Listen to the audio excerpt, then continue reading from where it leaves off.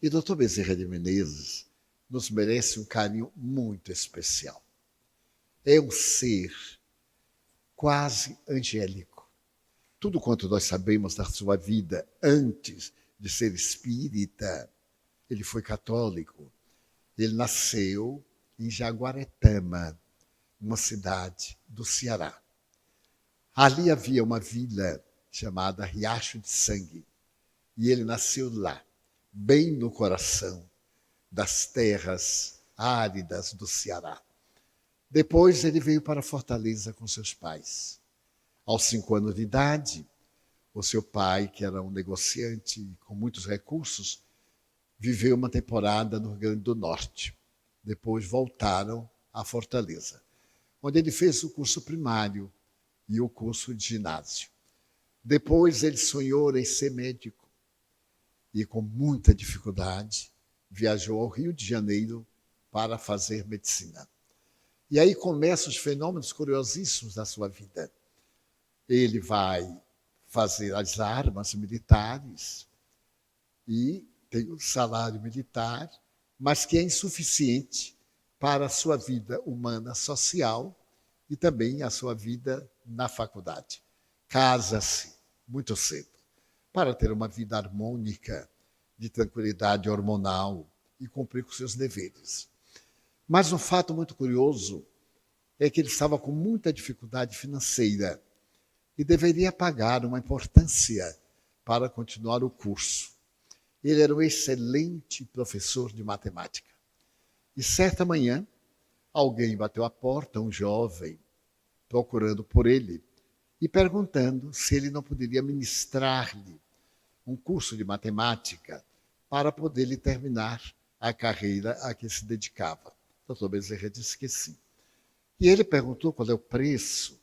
Dr. Bezerra não sabia proporcionar preço nem das consultas. Invariavelmente, ele atendia como médico gratuitamente. E a pessoa dava o que queria, quando queria e o que tinha. E ele achava que a missão de médico é a missão apostolar. E ele queria dedicar-se como apóstolo. Então o jovem perguntou quanto era a mensalidade. Ele fez um cálculo, perguntou se estava caro ou não, e deu o valor. O rapaz achou tão barato que ele disse, olha, eu vou pagar por antecipado para o senhor. E na terça-feira eu virei. Pagou por antecipado, o que lhe facilitou resgatar o débito e ainda ficar com algumas moedas, e o rapaz nunca mais apareceu. E ele não sabe como explicar esse fenômeno a vida inteira, porque ele procurou esse rapaz posteriormente, como era possível, para devolver o dinheiro, ou para saber qual a razão, se havia abandonado a cidade, ou quiçá, quem pode imaginar, se houvesse morrido e etc. Então foi uma vida muito curiosa. Ele era agnóstico, ex-católico, era agnóstico, e foi candidatar-se à vereança no tempo do Império, porque a sua data de nascimento é 1831, como eu disse. Portanto, por volta de 1855, ele estava com 24 anos, ele se candidatou para poder colaborar na governança do Império, no Império de Pedro II. E então foi muito bem elegido e exerceu a política, mas depois abandonou-a, porque ele constatou a corrupção. Não fazia parte do seu caráter. Ele exerceu funções relevantes como político, mas abandonou completamente. Ele preferia o exercício da medicina. E é nesse ínterim que ele vai acometido de uma dermatose quase que incurável. Os médicos da época, inclusive ele, que era homeopata, é um dos pioneiros da homeopatia no Brasil, não encontram nenhuma solução. E certo dia, um amigo que lhe conhecia a doença, morando na Tijuca, disse, doutor Bezerra, eu ontem estava em Niterói e tem ali uma reunião espírita. Ele não tinha ideia daquilo de que se tratava. E então, na hora em que veio o espírito médico e que nos atende, orientando-nos, eu me lembrei do Senhor e pedi uma consulta para o Senhor. O espírito pediu o seu endereço de residência eu não me lembrava do número, mas eu dei o seu endereço. Ele veio aqui e disse que o senhor era portador de tal enfermidade. E receitou tais remédios homeopáticos. O doutor Bezerra achou aquilo muito interessante, porque o amigo não entendia nada de medicina. E aqueles remédios eram realmente próprios para aquela doença que foi anunciada e que ele não achava ser portador da mesma. Mas como já estava meio desenganado, ele mandou preparar e começou a tomar utilizando a tintura mater. Aos 5 dias, a proposta da saúde estava numa recuperação tão fascinante que ele disse, olha, eu não acredito em espírito que volta, mas eu estou diante de um fato científico. Alguém falou sobre mim sem me conhecer. Receita-me sem ver a doença. Coincidência ou não, eu estou quase curado. Eu queria conhecer isso, porque isso é uma coisa interessantíssima. E foi a Niterói, por volta de 1856, 57. Tudo era muito difícil, como se pode imaginar. Era uma viagem. Se atravessava a Baía de Guanabara em barcas, como ainda hoje. E então, indo ao centro, manifestou-se um espírito, através do médium, que era familiar de Dr. Bezerra. E de quem Dr. Bezerra não se lembrava. Falou com ele demoradamente, ele achou interessante o que aquele ser lhe falava, e achou muito parecido com determinada pessoa da família. E ao fim o espírito diz, realmente você está pensando em fulano. Pois sou eu. Ele ficou mais surpreso. E perguntou como é que o espírito pôde diagnosticar o seu problema. E o espírito lhe disse, mas eu fui médico. Declinou o nome, ele não conhecia. Mais tarde, fazendo pesquisa, ele descobriu que havia sido um médico que fizera seu curso no Rio de Janeiro e houvera sido famoso no começo do século XIX. Então ele voltou à reunião. E nas vezes que ele voltou, comunicaram-se espíritos diferentes. E ele ficou cada vez mais surpreso. Como médico, ele achou que aquilo deveria ser uma telepatia, um estado exaltado da consciência, um tipo de histeria, era uma das definições. Uma forma esquizofrênica de percepção. Quando, digamos que 2 meses depois da primeira experiência, ele sai do seu consultório, na rua 7 de setembro, e ainda tem lá um local sobre uma farmácia homeopática, onde ele realizou seus trabalhos. E alguém aproximou-se dele e diz assim, doutor Bezerra, eu tive uma ideia de que o senhor precisava ler este livro. Era uma pessoa que ele não conhecia. E deu-lhe o livro dos Espíritos. Ele achou estranho o livro dos Espíritos, um nome um tanto peculiar. Pegou o bonde, porque para ir da Tijuca, de bonde, era muito longe, e é. E ali no bonde ele foi lendo. E foi sendo tomado de surpresa. Abria ao acaso. É um livro expressivo.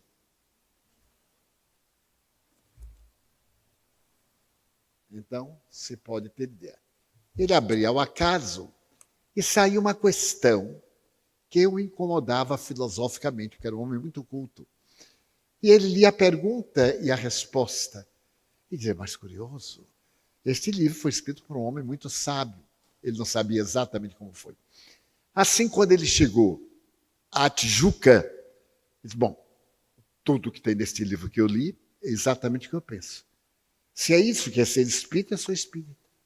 E aí ele foi ler do começo. E entendeu como é que esse livro foi escrito. Porque tem uma introdução muito especial, longa, com muitos detalhes de Allan Kardec, explicando desde o primeiro contato que ele teve com as chamadas mesas girantes.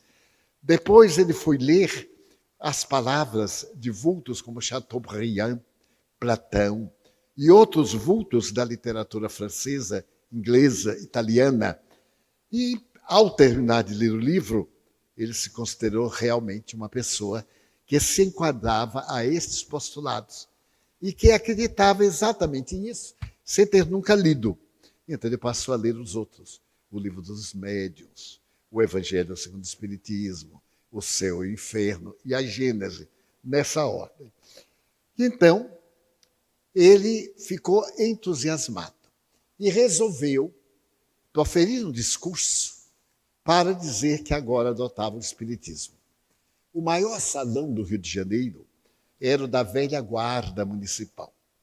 E a ata feita naquele dia diz que havia 2.000 pessoas para ouvir o ex-vereador, o ex-militar, que agora era um médico clínico amante dos miseráveis, da favela da Mangueira, especialmente, aquela que fica junto à Central do Brasil. E naquele discurso, ele fala do ponto de vista científico da loucura. Mais tarde, ele vai escrever o primeiro livro de psiquiatria e de espiritismo. Apresenta uma obra que é basilar para entender-se novos rumos à medicina. Depois um outro sobre a loucura específica. E escreveu uns 10 livros. E alguns deles ficaram incompletos. Um deles está em minhas mãos. A Federação Espírita Brasileira me pediu para que eu lhe pedisse para ele terminar o livro. Ele escreveu Quando na Terra, desencarnou, o livro ficou mais ou menos na metade. E eu já encaminhei a ele o pedido, se ele poderia terminar o livro que deixou incompleto. Mas como eu não tenho tido tempo, e ele também, ainda ele não me deu resposta. Mas este homem se notabiliza pela sabedoria, pela bondade. Havia no Rio de Janeiro 2 grupos de simpatizantes do Espiritismo. O grupo que tinha por epígrafe Grupo Espírita Confúcios, eram de intelectuais.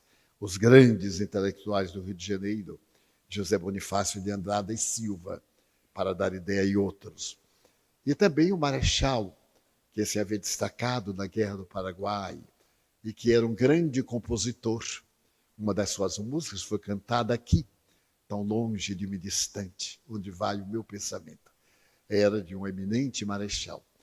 E se cuida de unir os espíritas, porque o outro era chamado Grupo Espírita Caridade. E era subestimado, porque era de pessoas relativamente modestas, intelectualmente, mais pobres. E eram ironizadas como os místicos. Então, os intelectuais, os investigadores, cientistas e os místicos. As pessoas que davam passes, que faziam caridade. Os intelectuais eram muito formais, muito chiques, muito elegantes. Não tinha tempo. E Dr. Bezerra ficou como uma ponte entre os 2 grupos. E se funda a Federação Espírita Brasileira para unir, para fazer que acabe esse preconceito, os humildes, os místicos. Por que místico? Afinal, a palavra mística tem também um sentido muito grandioso, não apenas pejorativo. Quando se diz, ironicamente, isso é um místico, é um idiota, fanático, mas é um místico, é alguém que penetrou no âmbito. Einstein era místico, e assim por diante. E ele foi convidado para ser presidente da Federação Espírita Brasileira e conseguiu unir os grupos litigantes. Logo depois, ele terminou o mandato e afastou-se, ficando com o grupo mediúnico. E por volta de 1895, houve desencontros, brigas entre os espíritas. As pessoas mudam de rótulo, mas não mudam de caráter. É interessante. E então, numa sessão mediúnica memorável, o Espírito Guia do Brasil, Ismael, diz através do seu médium, que era notável: batam às portas de Bezerra e digam-lhe que eu estou chamando. Ele foi convidado, candidatou-se e tornou-se também presidente, pela 2ª vez, da Federação Espírita Brasileira. Mas logo depois, ele enfermou depois de um período e pediu licença. E por volta do ano de 1900, a enfermidade dele se agravou. Ele esteve com um problema muito grave de erisipela e veio a desencarnar, muito sofrido, no mês de abril do ano de 1900. Mas a vida deste homem, desse espírito, é uma saga. O que tem acontecido em seu nome, nos trabalhos de caridade e de conduta, são dignos de lendas. e várias obras têm sido escritas. Eu não o conhecia, exceto de informações. Quando eu me tornei espírita, nos anos 47 em diante, não havia muita literatura, era muito parca a literatura. Só havia duas editoras, a editora Allan Kardec e a editora da FEB. A Allan Kardec era em São Paulo, só publicava os livros de Allan Kardec. E a FEB, a Federação Espírita Brasileira, era a editora que publicava os clássicos, as traduções, e também os livros dos médiuns, Chico Xavier, Zilda Gama e vários outros médiuns eméritos na psicografia. E eu via muito falar sobre o Dr. Bezerra e não tinha altura mediúnica para manter contato com uma entidade deste nível. Mas certa feita, eu me encontrava em São Paulo, na União das Sociedades Espíritas de São Paulo. Eles me haviam convidado para um debate com os espíritas paulistas. Depois de meditar muito, eu aceitei. E no domingo pela manhã foi realizado esse debate que nós temos gravado até hoje. E foi muito curioso, porque eram partidários diferentes, opiniões diferentes, teorias diferentes, e cada qual trabalhava, lutava pela sua tese. E me fizeram as perguntas, eu fui respondendo. Respondendo à medida do possível. Aquelas que eram mais embaraçosas, eu ouvia uma voz muito meiga, diferente das vozes que habitualmente eu escutava. Era uma voz meiga, pausada, com uma tonalidade diferente. E eu fiquei surpreso, porque era a primeira vez. E pensei que, face à magnitude, os bons espíritos haviam convidado um especialista naquela área, que não era minha, não sou médico, não tenho diploma nenhum, para responder. E ao fim, quando todos terminamos, ele disse assim: por que você não faz uma prece final, Divaldo? Eu digo: não me custa. Eu me concentrei e perdi a consciência. Quando eu voltei ao normal, estava gravada uma mensagem do Dr. Bezerra de Menezes. Ele fez a prece, dirigiu algumas palavras aos espíritas e então firmou-a verbalmente, porque foi por incorporação. E eu fiquei muito preocupado, porque não me sentia em condições. O aparelho deve ser preparado para a mensagem que vai apresentar. Em Uberaba, eu me lembrei, e Chico, que era o médium dele, o médium oficial, eu disse: Chico, eu ando tão preocupado. Você imagina o fato. Ele disse: mas meu filho, qual é a preocupação?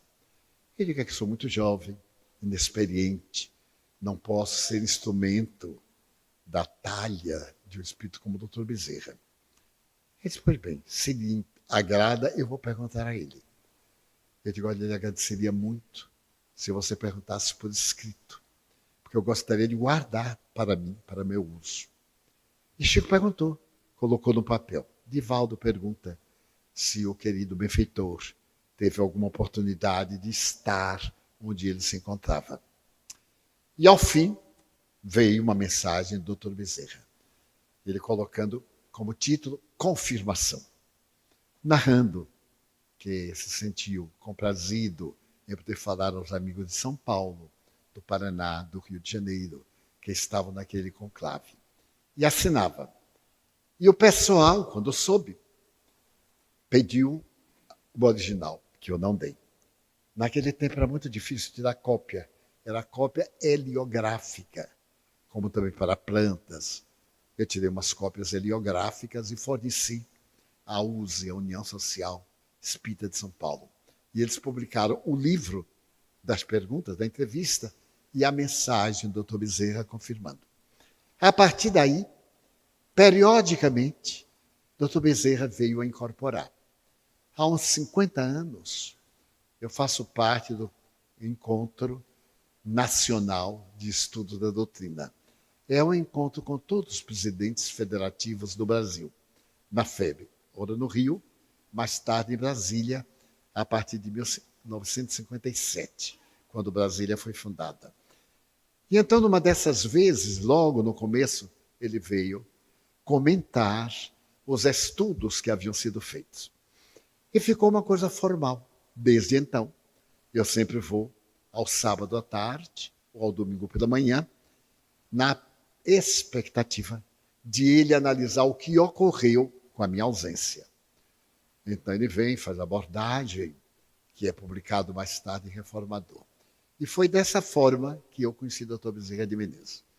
Os anos se passaram e ele, vez que outra, também me aparecia. Eu estava, certa feita, psicografando o livro sobre o Carnaval. E ele é um dos personagens centrais. E durante a psicografia desse livro, de Manuel Filomeno de Miranda, eu me tornei mais próximo dele, porque toda noite ele vinha para acompanhar a escrita. E lhe fiz muitas perguntas, porque é um ser venerando. A primeira pergunta que eu lhe fiz foi esta: o que é que o senhor sentiu quando morreu? Eu tenho um pequeno fichário de perguntas a espíritos variados. O que é que você sentiu depois de morrer? Que é um futuro livro de enquete para ouvir opiniões. Porque cada um de nós é um universo. Cada um de nós é um ser especial. O que é que cada um sentiu? Eu já tenho mais de 200 opiniões. Então, naquele tempo eu datilografava, arquivava, guardava e continuo perguntando. Agora eu digito, arquivo e guardo. E eu perguntei: como é que o senhor sentiu, doutor Bezerra? Ele me disse: meu filho, morrer é maravilhoso. Eu disse: Ave Maria. É maravilhoso para ele que já morreu, mas para mim, eu não estava nada inclinado em morrer. Bom, então ele me contou o seguinte: a febre estava muito alta. Eu estava no semidelírio. Então eu me via, ele desdobrou, eu me via arquejante. E então o meu médico disse: ele não passa da noite de hoje. Eu ouvi. E então o corpo em frangalhos, a dificuldade respiratória, as dores, a inchação das pernas e todos esses sentimentos de angústia, as minhas memórias, porque ele teve um filho que era psicopata. Mas em verdade era um obsidiado. Está narrado em um livro nosso, o último momento desse filho com ele. E ele contou a Filomeno de Miranda e Miranda escreveu. E ele tinha um amor por esse filho que nunca viveu. Era um psicopata, talvez por efeito de atos do passado. E ele sofria muito porque ele curava gregos e troianos. Psicopatas que eram levados amarrados a cordas. Ele dizia desate, liberava. E o próprio filho, ele não conseguia nada. São as leis divinas que nos escapam. E ele estava um dia numa sessão mediúnica, quando os benfeitores trouxeram o obsessor do filho. E ele conversou com o obsessor. E então o espírito disse: olha, eu estou vindo aqui porque sou trazido pelo espírito Ismael, é o guia espiritual do Brasil. E ele diz que seu filho já resgatou. Então eu vim lhe pedir perdão pelos sofrimentos que causei a você e a sua família. Eu não vou voltar mais lá. Mas o nosso convívio tem sido tão grande, numa simbiose, que no momento em que eu o deixar, ele morre, pela falta do meu tônus. Assim que terminar a sessão, vá urgente para vê-lo nos últimos estertores e para ver o seu filho lúcido uma única vez. Ele ficou angustiado, terminou a sessão, ele viaja para Tijuca e quando ele chega, a esposa grita: Adolfo, nosso filho recuperou a saúde. O rapaz estava sentado à cama, conversando com a mãe, absolutamente lúcido, mas sem ter ideia da vida inteira. Ele não lembrava de nada. Vamos dizer que ele estivesse com uns 32 anos, era fatos daquele momento. Ele sobe a escada correndo e o filho olha para ele assim: papai, fala um pouco, diz assim: não posso ficar. Estava esperando o senhor, adeus, e cai morto. Então ele conta isso, se pode compreender a dor de um pai. E ele então me havia narrado isso. Você pode imaginar eu ter um filho doente, gritar a noite inteira, nós não podemos dormir. Durante o dia ele dormia, à noite. Tínhamos que mudar de casas, porque os vizinhos reclamavam, era natural. Então, Divaldo, eu fiquei olhando o meu corpo e vi chegar meu filho. Meu filho querido chegou. Eu então perguntei, o que faz aqui? Venho buscá-lo, papai. E a mãe de Jesus manda que a sua intermediária venha recebê-lo. É o Espírito que se comunica em nome de Maria. A jovem Celina é o nome do Espírito. Celina vem com uma coorte de espíritos nobres, o corpo desfalece e ele recupera perfeitamente a lucidez. Como se tivesse saído de uma jaula para a beleza do mundo. E foi levado para uma comunidade espiritual. Então, Celina me deu as boas-vindas, em nome da espiritualidade, e me fez dormir. Quando eu acordei, não me lembro a hora, eu escutava vozes. E Celina ao meu lado. Então ela disse, agora, doutor Bezerra, a sua mulher, ele casou-se 2 vezes, a sua mulher vem estar com o senhor. E veio a primeira esposa. Ele diz assim, não se pode definir as sensações dos reencontros. E quando veio a primeira mulher e o abraçou, ele lembrou que casou em segundas núpcias. E ficou assim um pouco constrangido. Ele me disse assim, perdoe-me se eu não pude ser fiel. Ela disse, Adolfo, quando eu mandei minha irmã tomar conta dos nossos filhos, eu a desdobrei e disse, eu lhe empresto a ele, porque mulher é um caso diferente, né? Não dá mesmo. Eu lhe empresto, mas quando você desencarnar, você me devolve. E eu só lhe empresto porque Deus não me deu a honra de continuar com ele. Mas agora nós vamos continuar juntos. Ele perguntou, e a outra, quando desencarnar? Nós cuidaremos dela como uma filha. Conforto para quem é viúva. Pois bem. E aí ele disse, Divaldo, eu via vozes, como a música no ar, mas uma música de vozes humanas. Aí eu perguntei, Celina, o que é isto? Ela disse, venha ver. Levou-me até uma janela. Vamos usar os termos terrestres. Uma janela de onde eu podia ver uma praça imensa, ajardinada com milhares de espíritos, todos jubilosos, cantando. Eu disse, mas o que é isto? Eles souberam, disse Celina, que o senhor chegava hoje. Então estão todos aqui para recebê-lo e agradecerem a Deus o bem que o senhor fez aos seus familiares, a eles mesmo, quando estavam em grande perturbação. Eles vêm agradecer em nome da Mãe Santíssima.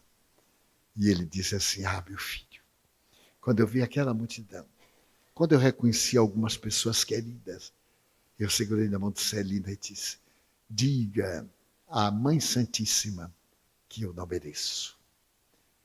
E Celina me disse, Adolfo, os céus não dão presentes. Os céus compensam o esforço de cada um. E se aí estão, é porque você faz jus. Foi assim que eu voltei à pátria. E logo depois, eu fui levado à Federação Espírita Brasileira para falar aos meus irmãos. Fazia 3 dias que eu houvera desencarnado.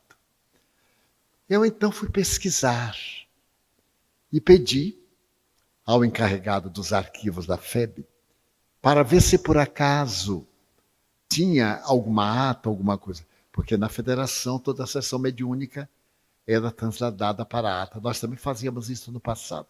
Hoje, com gravadores, é muito mais fácil.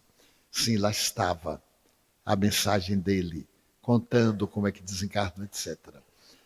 E o Dr. Bezerra se tornou um ícone do mundo espiritual.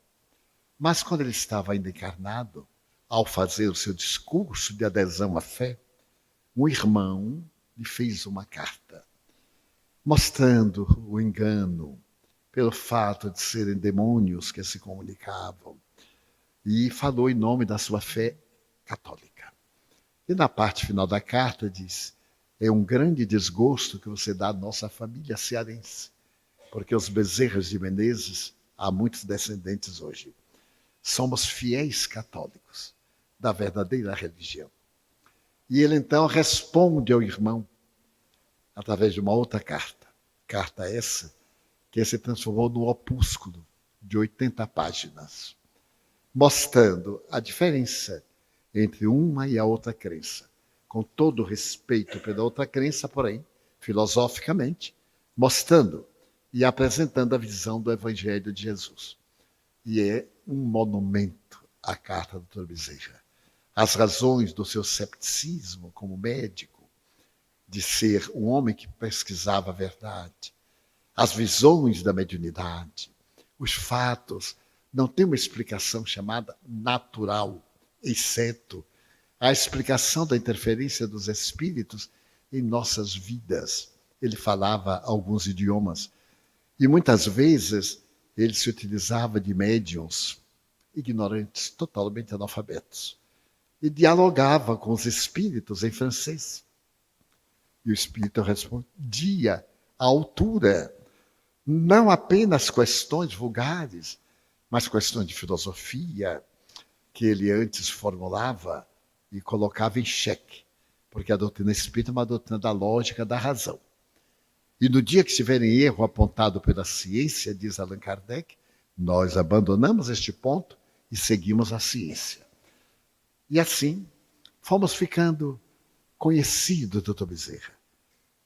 Com o convívio com Chico Xavier, me contava também várias das suas experiências, da bondade do Dr. Bezerra. E vou contar um fatozinho de humor. Em 1940, Chico Xavier emagreceu muito, muita dificuldade financeira, e naquela época agraçava a tuberculose. E ele ficou tuberculoso. Era chamada peste branca. Ainda não se havia descoberto o ácido próprio para atender e matar o bastonete de Koch. E ele estava muito mal, muito mal.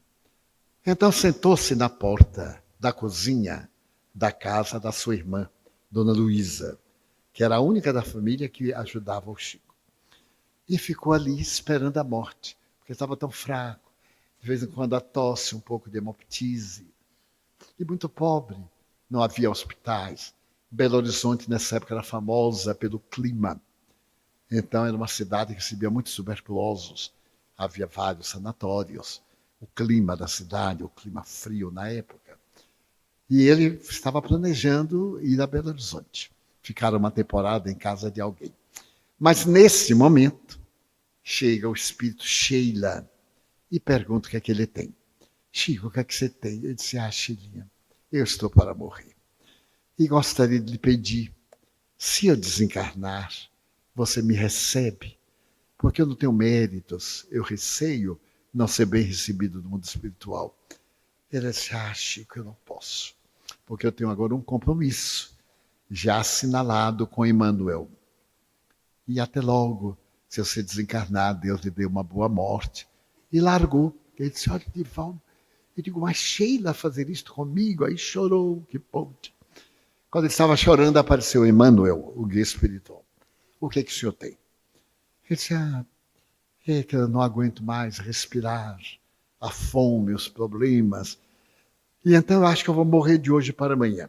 E Emmanuel perguntou, e qual é o problema? Se eu sou desencarnado, vem para cá, qual é o problema? Eu disse, não é um problema, mas eu sou tão amigo da Sheila. Eu perguntei se ela podia me receber. Ela disse que não, que tinha um compromisso com o senhor. Então eu queria perguntar se o senhor poderia me receber. O senhor me acompanha desde há tantos anos, não me venha com debilidades. Estou muito ocupado para receber o senhor. E passe bem e fui embora. Aí pronto, vou para o inferno direto. Quando ele estava nessa angústia, chega o doutor Bezerra, calminho, suave. O que há, Chico? Ai, meu irmão, nem lhe conto. Eu não vou entrar em detalhes, mas eu queria ver se o senhor me arranjava um remédio para essa besta que está morrendo, essa besta que está aqui.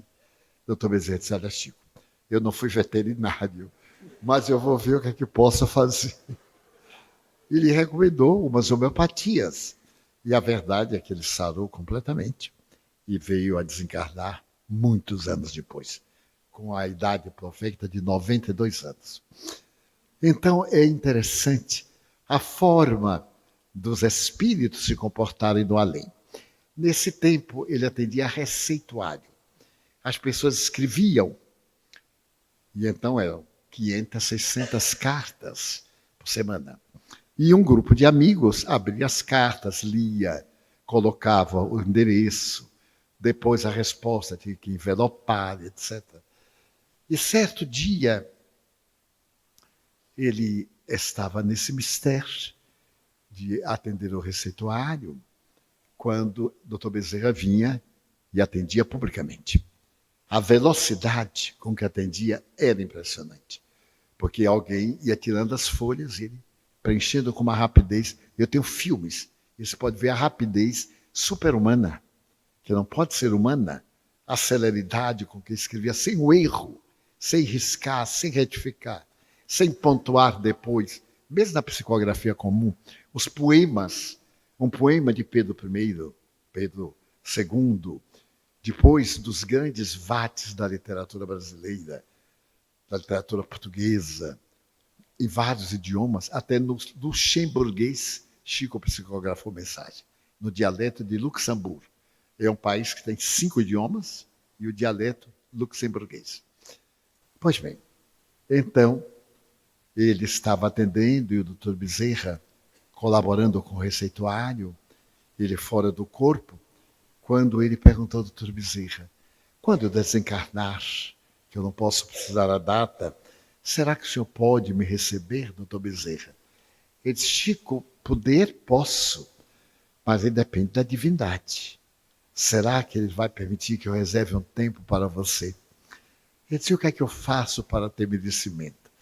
Trabalhe mais. Ele disse, mas eu tenho que trabalhar o dia inteiro. Ele era funcionário do Ministério da Agricultura. Tem 5 reuniões noturnas. O que é que eu tenho que fazer? Ele disse, a madrugada. Então, desdobra, vem para cá, continua trabalhando. Porque médium não pode ter folga. Quem já viu? Médium é a pessoa que está no meio, que não tem vontade. Nós é que temos que controlar. E o Chico me disse assim, você imagina, Edivaldo, eu trabalho quase 20 horas, ele achou pouco. Eu vou rogar uma praga para o Dr. Bezerra. Ele há de se reencarnar para ele ver como é bom. Era a vingança do Chico, como ditado, que o meu presidente sabe muito, com muitos paus faz uma cangalha. Então, era uma alma, assim, de escola. E as ações de benevolência, os socorros. Nós estávamos uma vez em sua casa, antes de irmos para a reunião, quando chegou uma senhora, muito modesta. E para entrar lá era muito difícil, porque eram multidões, é compreensível. E um rapaz que morava com ele, e que se atribui a ser filho adotivo, ele requeriu agora da justiça e perdeu. É um rapaz doente. Ele sempre acolhia os doentes. Mas era um rapaz muito violento, muito rude. Mas essa mulher conseguiu entrar. E quando ela entrou, nós ficamos surpresos. Estavam Miguel de Jesus e eu. E o Chico disse assim, mas que bom que você chegou, minha filha. Ele disse, mas como, seu Chico? Dr. Bezerra trouxe você. Porque você veio de Belém do Pará, imaginem, pegando caronas de caminhão, de ônibus, porque seu filho foi assassinado. E você sofre a dor da injustiça. E queria saber se ele morreu para sempre. Então, o Dr. Bezerra e ele ajudaram a chegar até aqui. E essa dor de cabeça que você tem, que é uma influência negativa, seu filho pediu ao Dr. Bezerra para curá-la. Eu estava ali ao lado, escutando. Ele disse, seu Chico, quando me ataca, eu tenho crises. Era o que o povo chama enxaqueca, que não se tem ainda o diagnóstico da psicogênese. Então o Chico disse assim, vamos dar um passe, né, de volta, porque os passes fazem milagres. E eu disse mentalmente, tomara que ele não me peça, porque o meu não faz nada quanto mais milagre. Ele riu e disse assim, não, o que é dado com amor é compensado. Você vai dar um passe. Eu digo, olha, Chico, eu ando muito gripado ultimamente. Ele disse, vai ser bom, porque você vai se concentrar, os bons espíritos vão ajudá-lo e você fica também melhor. Eu digo, tá bem. E aí comecei a aplicar o passe na senhora. E vi as duas mãos da doutora Bezerra, quase que níveas, gotejando essas luzes de prata, de fogos de artifício, quando cai aquelas bátegas. No último Natal, eu vi algumas lâmpadas chinesas em que desce a gota e desaparece. Mas é exatamente assim que caem os fluidos. Eu apliquei na senhora, principalmente na parte da glândula pineal, no chakra coronário, e fiquei emocionado de ver as mãos dele sobre as minhas e utilizando o meu fluido animal, o fluido físico, transmudar em energia, em prana, em Mahaprana, que é a energia universal. E quando eu fui terminando, a senhora teve como que um desmaio. Nós a seguramos, sentamos-la. E eu Chico disse assim, pode ficar tranquila, minha filha. Você vai ficar boa. E ela disse, eu sou Chico. Que alívio, eu sou Chico. Era se tivesse um prego apregado aqui. De quando em quando alguém batia e entrava mais. E aí começou a chorar. Todos nos comovemos. Aí Chico pediu papel e lápis e o filho escreveu uma mensagem para ela. A mensagem era de uma ternura. Por que não lhe responder? Você viajou mais de 2.000 quilômetros, pedaços a pé, na boleia de caminhão, de ônibus, para viver seu filho.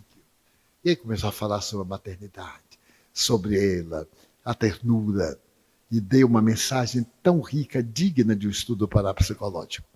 E deu para ela.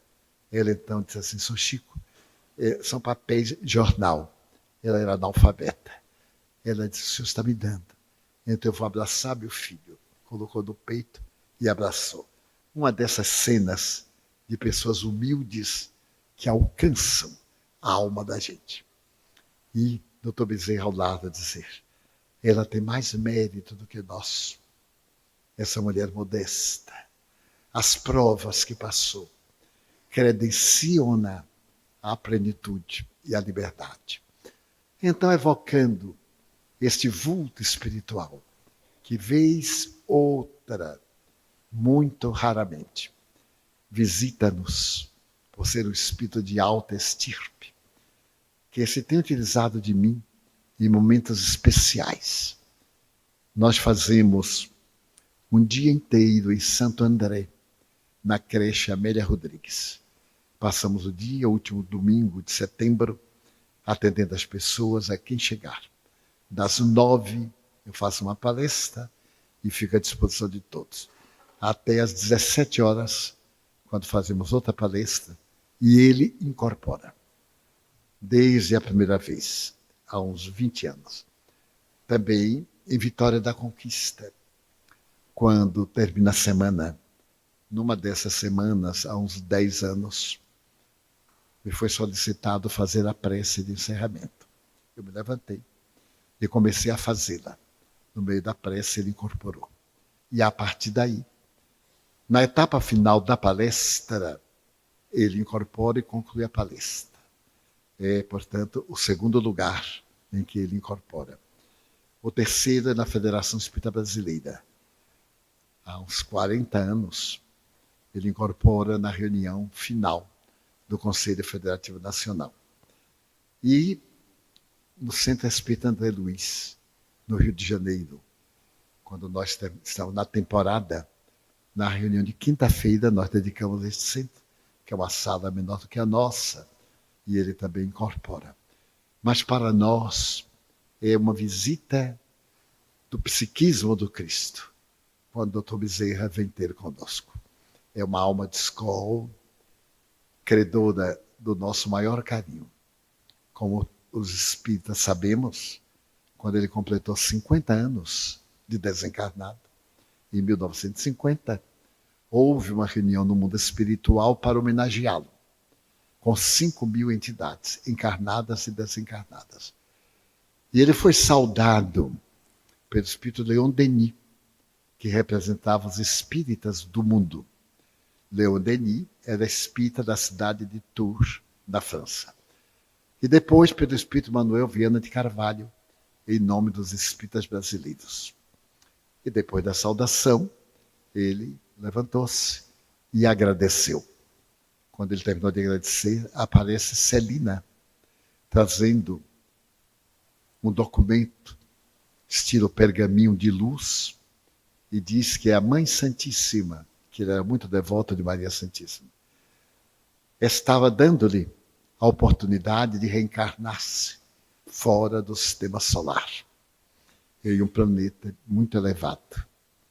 E ele então dá esta resposta: minha filha, peça à Mãe Santíssima que, se eu tiver qualquer mérito e ela desejar estimular-me a prosseguir, que eu quero pedir, enquanto houver sofrimentos no Brasil, que eu não tenha o direito de ser feliz, que seja destacado para enxugar as lágrimas da alma brasileira, onde quer que esteja. Que nas sombras que o Cruzeiro do Sul não pode iluminar, eu e uma equipe estejamos socorrendo os miseráveis, os sem teto, aqueles que se tornaram a indigência, que nós estejamos diminuindo as suas dores, porque não é justo que eu seja feliz e os meus irmãos desventurados. E então, aparece naquele semiteatro grego uma mão enorme com uma pluma e escreve no ar: o teu pedido é aceito, ficarás no solo brasileiro. Eu viajo muito e fui encontrando brasileiros em inúmeros países, não em todos onde eu estive. E alguns começaram a fazer o culto evangélico do lar e levaram o psiquismo de Dr. Bezerra. Todos onde eu estive, 71, Dr. Bezerra é amado pela ternura dos brasileiros. Os centros dão-lhe carinho, reverência e respeito. Quando ele completou 100 anos, no ano 2000, ele foi novamente homenageado. E então ele disse: enquanto a América Latina estiver numa posição de padecimentos e não se encontrar equiparada às grandes nações do mundo, eu não tenho direito de ser feliz. Rogo à Mãe de Jesus que me permita ficar socorrendo os não desenvolvidos. E foi atendido. Então esta é a prova. E aquele que perder a sua vida, que a der, ganhá-la. Aquele que a tomar, perdê-la, como disse Jesus. Então, numa síntese muito tosca, este é o exemplo deste ser fantástico, que vive no além, poderia desfrutar das grandes realizações e regalias do reino da luz e prefere viver conosco. Nossas tricas, nossas pequenezes, sair da psicosfera sublime para intoxicar-se com a nossa psicosfera ainda de pequenezes, de necessidades imediatas, com uma infinita ternura. Nós temos um livro publicado pela Federação Espírita Brasileira das comunicações que ele deu na FEB. Chama-se Amor, Sempre Amor. Então, nesta noite, que nós estamos diante do quarto poder, que é o poder das facções de bandidos, que o nosso bairro está tão afetado pelas revoluções do ódio, pela dominação das drogas, porque estes pobres são muito infelizes. Não são eles os chefes das drogas. Alguns deles estão em altíssimos postos do país, no mundo inteiro. O FBI demonstra que esses são as mulas, os pombos que levam a carga. Mas os grandes facínoras estão no poder, fazendo leis absurdas. Nas alfândegas, prendendo às vezes pessoas ludibriadas, que são contratadas para levar uma droga a Portugal, a Paris, para ganhar 10 mil reais. E arriscam a vida e são presas. Porque tudo isso é um conchavo. Eles notificam a aduana. Porque uma amiga minha foi gerente da Varig em um país europeu. E então, ela sabia, quando vinha uma dessas mulas, pessoa contratada, a polícia do Brasil informava. Como é que a polícia podia adivinhar? Porque a pessoa foi preparada para ser presa, fazer um escândalo, dar a impressão que todo mundo estava vigilante e passarem as altas cargas pela alfândega, sem ninguém ver. Em São Paulo, ficou célebre a máfia das malas perdidas. O indivíduo entrava com 5 malas, na hora da saída saía apenas com uma. As outras, os funcionários da rede separavam. Por isso que a droga entra com maior facilidade. E o Brasil, infelizmente, é corredor da droga do Paraguai, da Bolívia, da Colômbia. Por isso, muitos países, como a República Dominicana, existe visto de brasileiro. Como o México exigia, agora parece que não, até há 1 ano. E a fiscalização no brasileiro era humilhante. Mas porque tudo era oficial. Então, quando nós vimos esses escândalos assim, foi preso uma senhora, foi preso, um escândalo levando droga. Coitadinho. Foi tudo combinado, porque aí distrai e passa um barco de droga. Um submarino deixado próximo das praias. E as organizações pescam. Então, esses pobres que se matam e que usam, são manipulados pelos poderosos que não usam, que estão com um grande status no mundo. Então, ontem e hoje, o nosso bairro foi afetado porque teria sido assassinado um jovem irmão de um chefe de uma gangue. E o rapaz não era usuário, procedia bem, diferente do irmão. E então o irmão estabeleceu que enquanto não matar o que matou seu irmão, que eles estarão alerta contra aquele grupo que cometeu o crime. Mas isso, afinal de contas, não é nada, porque quase todo dia tem um assassinato, tem 2. Vamos orar por nós, por eles, pelos chefões, para que não se comprometam tanto.